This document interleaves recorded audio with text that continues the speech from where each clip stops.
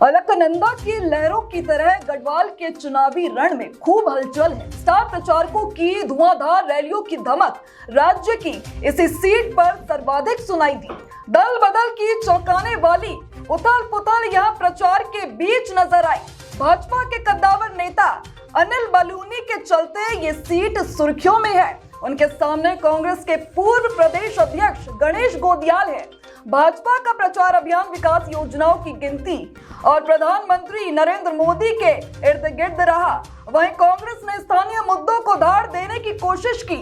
एक तरफ स्टार प्रचारकों की बड़ी फौज के साथ बलूनी के बड़े कद का इम्तिहान है, तो वहीं दूसरी ओर गोदियाल के सामने खुद को अपने दम पर साबित करने की चुनौती खड़ी है। भाजपा और कांग्रेस दोनों के प्रत्याशी लोकसभा का चुनाव पहली बार लड़ रही हैं। मोदी और शाह के करीबी माने जाने वाले अनिल बलूनी की मौजूदगी से इस सीट पर सबकी नजरें टिकी हैं। भाजपा ने इस सीट को प्रतिष्ठा से जोड़ लिया है, लिहाजा उत्तराखंड में सबसे ज्यादा स्टार प्रचारक इसी सीट पर उतारे गए। प्रधानमंत्री नरेंद्र मोदी ने 11 अप्रैल को गढ़वाल सीट से सटे ऋषिकेश में रैली की। इसके अलावा बलूनी के समर्थन में भाजपा के दिग्गज और केंद्रीय मंत्री अमित शाह, राजनाथ सिंह समेत अन्य ने रैलियां की। मुख्यमंत्री पुष्कर सिंह धामी इस संसदीय क्षेत्र में 6 जनसभाएं और कई रोड शो कर चुके हैं। भाजपा दिग्गज केंद्र में सरकार बनने पर बलूनी को मंत्रिमंडल में शामिल करने का संकेत दे चुके हैं। भाजपा हाईकमान से बलूनी की नजदीकी जग जाहिर है। स्टार प्रचारकों ने प्रदेश में सबसे ज्यादा तवज्जो बलूनी को ही दी, तो वहीं दूसरी ओर गणेश गोदियाल प्रदेश कांग्रेस के अध्यक्ष रह चुके हैं और पार्टी के वरिष्ठ नेता हैं। वो थलीसैंण की चुनावी जंग में भाजपा के ताकतवर नेताओं में शुमार डॉक्टर रमेश पोखरियाल निशंक को पराजित करके विधानसभा पहुंचकर चर्चा में आए थे। हरीश रावत के करीबी माने जाने वाले गोदियाल के पक्ष में कांग्रेस की स्टार प्रचारक प्रियंका गांधी रामनगर में चुनावी रैली कर चुकी हैं।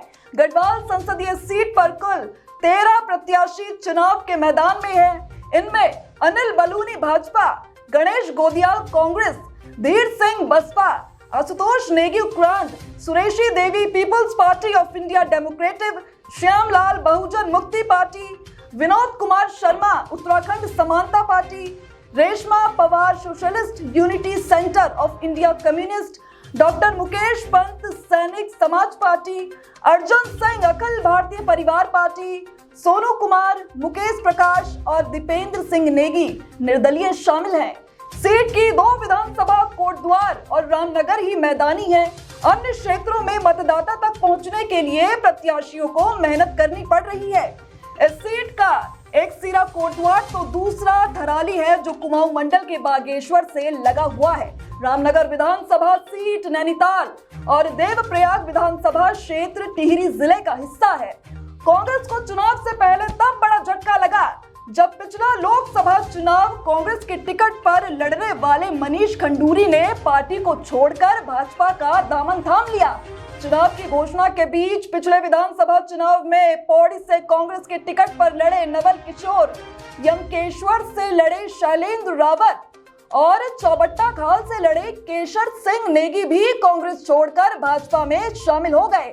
इसके बाद कांग्रेस के प्रचार में लगे बद्रीनाथ के विधायक राजेंद्र भंडारी भी अचानक भाजपाई हो गए।